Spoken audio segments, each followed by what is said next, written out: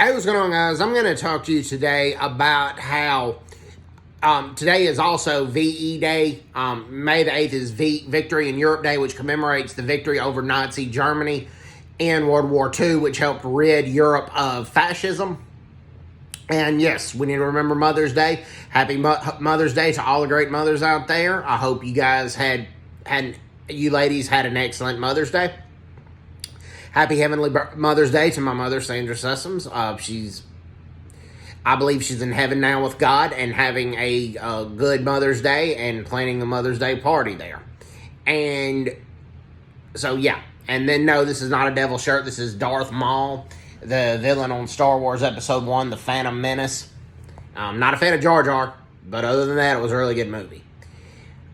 We need to talk about the veterans that fought in Europe in World War II, and I'm specifically going to focus on the veterans from South Africa and Rhodesia. Zimbabwe was known as Rhodesia at the time. And yes, there were some things going on there. Now, apartheid really wasn't implemented officially until after World War II in 1948, but the South African veterans of World War II are shunned by two groups. The first one, they got shunned by the National Party in 1948 because the National Party in 1948 was more leaning toward, had pro-Nazi sentiment. But then nowadays, they're shunned by the African National Congress, the ANC, because most of the World War II veterans in South Africa, particularly the combat veterans, were Caucasian.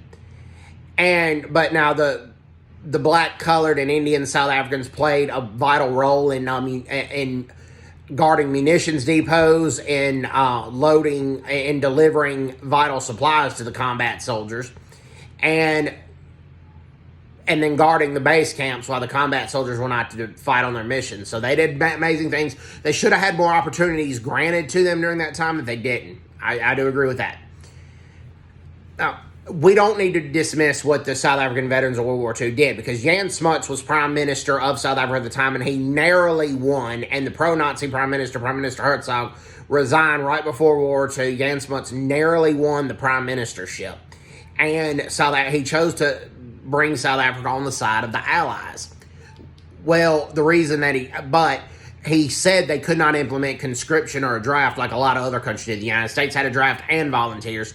The UK had similar systems, but Jan Smuts had said, well, it has to be an all-volunteer force because there's a lot of pro-Nazi sentiment in South Africa.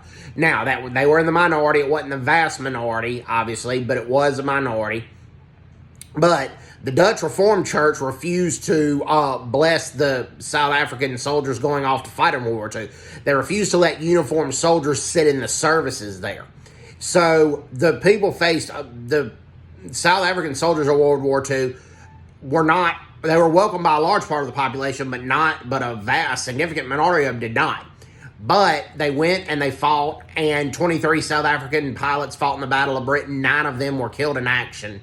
The bomber pilots also played a vital role in the Warsaw Uprising.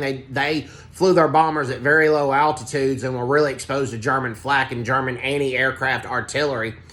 And they were trying to deliver vital supplies to Jewish people who escaped the concentration camps, as well as Polish guerrilla fighters who stayed in Poland and were waging a guerrilla warfare campaign against Nazi Germany. They were dropping vital supplies to those guerrilla fighters and to the Jews who escaped the concentration camps.